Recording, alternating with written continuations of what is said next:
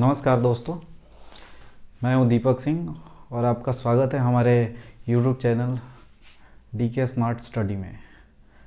आज हम, जैसा कि आप ये हेडिंग देख रहे होंगे और आपने वीडियो के थंबनेल में भी देखा होगा कि हम बिहार सिविल कोर्ट की जो वैकेंसी आई है, अभी 7,500 के अप्रॉक्स जो वैकेंसी आई है, उसमें हम जैसे 4 सेक्शन है: क्लर्क, स्टेनोग्राफर, कोर्ट रीडर और प्यून की।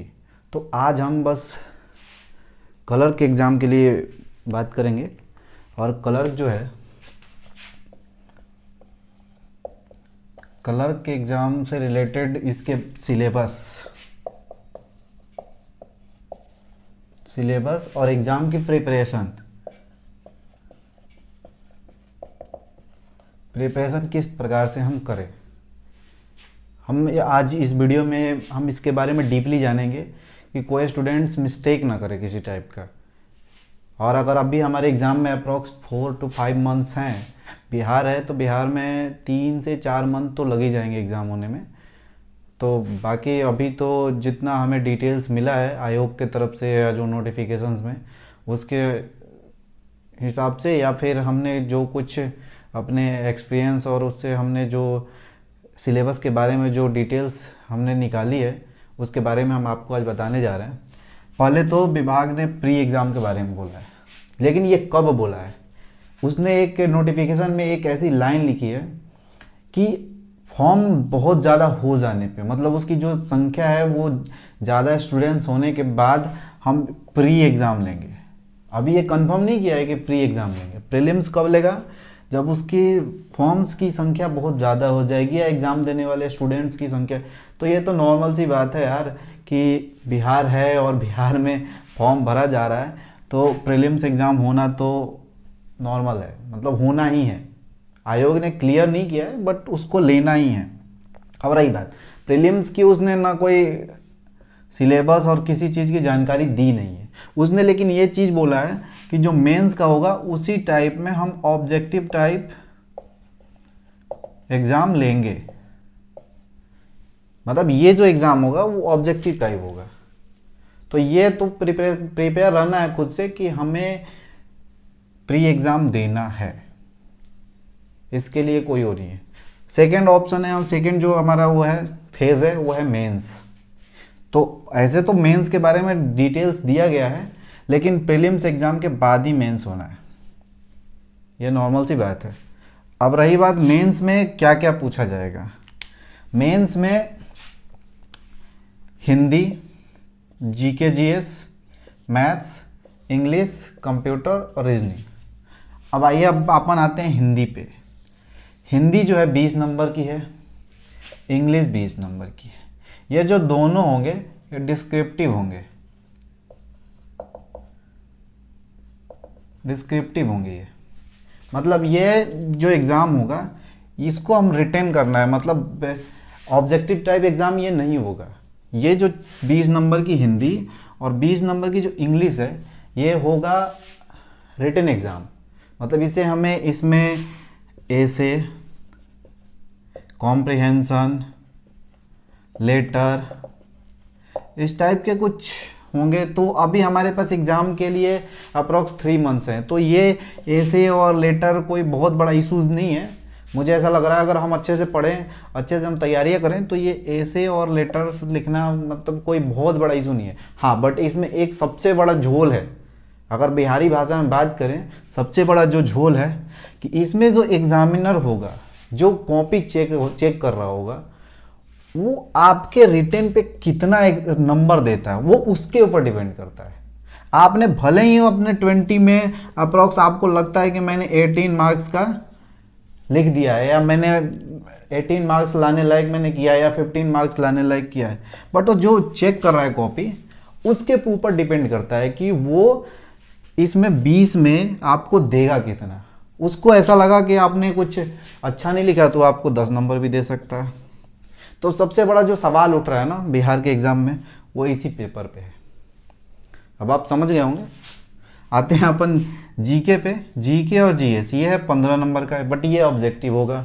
कंप्यूटर का जो बेसिक होते हैं, बेसिक नॉलेज, जैसे डीसीए और ये जो मतलब कंप्यूटर का आप जैसे डिप्लोमा इन कंप्यूटर एप्लीकेशन करते हैं ना, उसमें एमएस वर्ड, पावर पॉइंट या फिर एमएस डॉस, इन्हीं सब चीज़ों से रिलेटेड, या फिर जो कंप्यूटर के मेन जो बेसिक थियोरेटिकल होते हैं, जो बेसिक लेवल की होती है, उससे ही 15 क्वेश्चंस आएंगे। तो इसके लिए थोड़ा थ्योरी और थोड़ा प्रैक्टिकल, मतलब ऐसे ऑब्जेक्टिव टाइप क्वेश्चन ही आने हैं, जैसे उसके डाटा, कुछ हिस्ट्री, इन्हीं टाइप के क्वेश्चंस इसमें आएंगे। मैथ्स रही बात, मैथ्स 10 नंबर और रीजनिंग 10 नंबर। मैथ्स और रीजनिंग तो बिहार के हो तो मैथ्स और रीजनिंग में तो कोई इशू वैसा नहीं होना चाहिए, बट मैथ्स 10 नंबर का आएगा और रीजनिंग 10 नंबर का। मैथ्स में आएगा क्या, तो मैथ्स 10th लेवल का होगा, मतलब इसमें 10th लेवल यानी अर्थमेटिक, मोस्टली अर्थमेटिक। बाकी एलजेब्रा भी हो सकता है, अभी इसका कुछ क्लियर नहीं है, बट फिर भी जितना मैं माना जाए तो 10th लेवल का मैथ्स आएगा।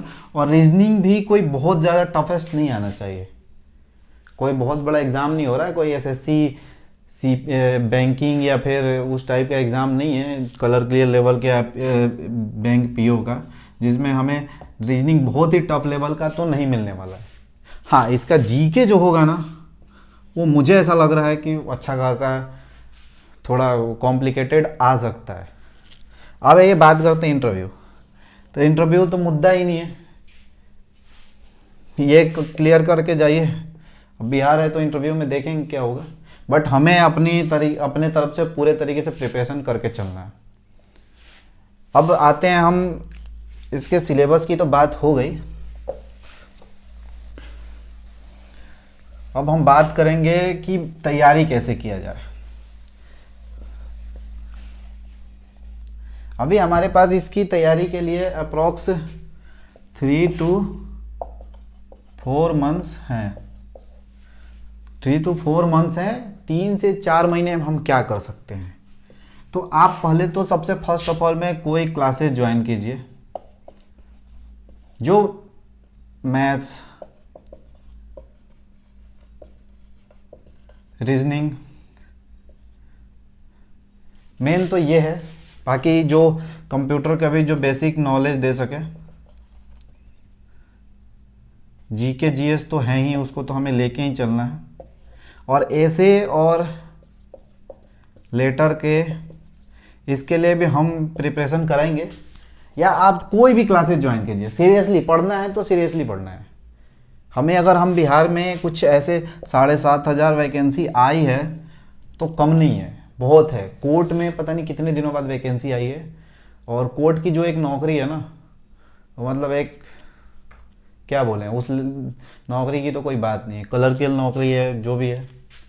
तो अभी आज तो हम क्लर्क की बात कर रहे हैं, बाकी अभी हम अगले वीडियो में प्यून और स्टेनोग्राफर और कोर्ट कॉम रीडर उसके बारे में भी करेंगे, बट अभी हम क्लर्क की बात कर रहे हैं। तो क्लर्क का तो आपने ये सिलेबस देख लिया। अब आपको तैयारी ऐसे करनी है कि आप अगर मैथ के सेक्शन लिए तो आप मैथ्स में क्या होगा, profit and loss, time distance, और प्रॉफिट लॉस हो गया, टाइम डिस्टेंस हो गया, और जो भी अर्थमेटिक के जितने भी टॉपिक्स हैं वहीं आने हैं।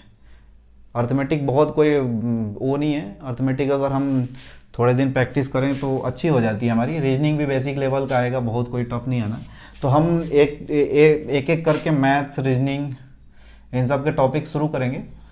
अब डिटेल्स टॉपिक्स, अब जब हम मैथ्स का क्लासेस शुरू करेंगे तो उसमें बताएंगे। रीजनिंग में भी, रीजनिंग की जब हम क्लासेस शुरू करेंगे तो रीजनिंग बेसिक से शुरू करेंगे। और कंप्यूटर के हम कुछ ऑब्जेक्टिव क्वेश्चन आपको बता दिया करेंगे एज अ उस टाइप से। बाकी आपको थ्योरी थोड़ा बहुत तो पढ़ना ही पड़ेगा। आप कोई ऐसे बुक्स ले लेना जिसमें थोड़ा बेसिक हिस्ट्री, और बाकी हम ऐसे कुछ एमसीक्यू करा देंगे जिससे। लेकिन सबसे पहले आपको, अगर जा रहे हो किसी चीज़ की तैयारी करने, तो आपको तुरंत वो जो अपन बोलते हैं ना कि अपन जाके क्वेश्चन करने लगे, जैसे बोलते हैं एमसीक्यू करते हैं ना लोग कि 100 क्वेश्चन का पेपर है उसको हम अभी सॉल्व करने लगे, बट ऐसा नहीं करना है। आप मैथ्स के टॉपिक बाय टॉपिक पढ़ें। टॉपिक पढ़ने के बाद पहले किसी टॉपिक का अगर हमने उठाया, अगर मान लीजिए हमने परसेंटेज उठाया, परसेंटेज के हमने कर लिया, इसका चैप्टर हमने अगर करा दिया, मैंने कराया है, किसी भी क्लासेज में अगर आप कर रहे हैं, तो परसेंटेज के जो हमने टॉपिक किया, परसेंटेज के हम पहले इसके 50 क्वेश्चन कहीं से भी, बुक्स से, यूट्यूब से, गूगल से, जहाँ से हमें मिल जाए, परसेंटेज के हमें कम से कम 50 सवाल करने हैं। ऐसे कर करके हम प्रिपरेशन कर पाएंगे। और डायरेक्टली हम जाएंगे तो हमें, अगर हम किसी क्वेश्चन पेपर या किसी सेट से अपन क्वेश्चन बनाएंगे तो 100 क्वेश्चन में परसेंटेज के क्वेश्चन मिलेंगे कितने भाई? मिलेंगे 2-4, उससे कुछ नहीं होना। आप उसको करना है, ये वो मैंडेटरी है, बट पहले आपको इस परसेंटेज के कम से कम 50 से 100 क्वेश्चन करने। 50 तो कम है, आप 100-200 जितना आगे जा सकें, बट आपको सब कुछ को लेके चलना है, तो एक ही चीज़ में नहीं, बट कोशिश करना है कि ज़्यादा से ज़्यादा उस टॉपिक के सवाल करें। ये करेंगे तो होगा। वैसे ही रीजनिंग में, अगर अपन रीजनिंग में किसी टॉपिक पे उठा लें, तो रीजनिंग के भी अगर हम शुरू करेंगे, कोडिंग डिकोडिंग या जो भी अपन उठाते हैं, रिलेशन या जैसा भी, रीजनिंग तो बहुत कोई वो नहीं है ना, बट रीजनिंग का भी अगर हम जब शुरू करें तो उसके अपन क्वेश्चन करेंगे उस टॉपिक के। और आजकल कोई बहुत बड़ा इशू नहीं है, अपन यूट्यूब, गूगल, कहीं से भी अपन उतने क्वेश्चन तो निकाल सकते हैं। बुक्स भी रखें, बुक्स से भी पढ़ सकते हैं। और जीके जीएस को अपन कोशिश करेंगे कि बेसिक से शुरू से पढ़ें, टॉपिक बाय टॉपिक।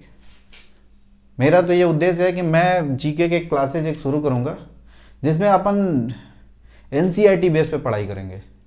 जैसे डीपली किसी टॉपिक को अगर अपन स्पीडी से पढ़ते हैं या फिर ल्यूसेंट से पढ़ते हैं, उससे क्या होता है ना कि अपन बस ये ऑब्जेक्टिव टाइप क्वेश्चन याद करके रह जाते हैं। अगर अपन डिटेल्स पढ़ें, जैसे अपन ने कि कोई भी सिंधु घाटी सभ्यता उठा लिया, तो सिंधु घाटी को हम इतना डीपली पढ़ेंगे, कोशिश ये करना है। अभी वैसा कोई प्लानिंग नहीं है, बट कोशिश करेंगे कि अपन सिंधु घाटी को डीपली पढ़ें। बट अभी तो अपना जो ये है maths, reasoning, computer, GK GS, और इसमें अगर अपन चले तो अपन जीके जीएस को 15 नंबर का है, तो 15 नंबर कोई बहुत वो नहीं है, लेकिन फिर भी जीके जीएस बहुत बड़ा इंपॉर्टेंस रखता है अपने पेपर में, तो इसको भी लेके चलना है। और अपन कोशिश करेंगे सारे टॉपिक को, तो अपन एक एक कर करके अभी आगे इस टॉपिक के बारे में किसी भी टॉपिक को उठाएंगे। जैसे अपन हर सेक्शन का अलग अलग क्लासेज लेंगे, मैथ्स, रीजनिंग, और मोस्टली आप ये समझ लीजिएगा कि चाहे वो स्टेनोग्राफर हो, क्लर्क हो, प्यून हो, सबके सिलेबस करीब करीब एक ही रहने वाले हैं। बस उसमें थोड़ा बहुत ऊपर नीचे हो सकता है, बाकी आपने देख ही लिया। तो ठीक है, अब अगर हम आगे अगले वीडियो में जब हम बात करेंगे तो हम maths, reasoning, computer, GK GS, हम सबके पर्टिकुलर वीडियोस बनाएंगे, और उसमें क्लासेज जो अपन बेसिक से शुरू करेंगे। तो आपका क्लासेज आप कहीं भी ज्वाइन कीजिए, बट सीरियसली पढ़िए।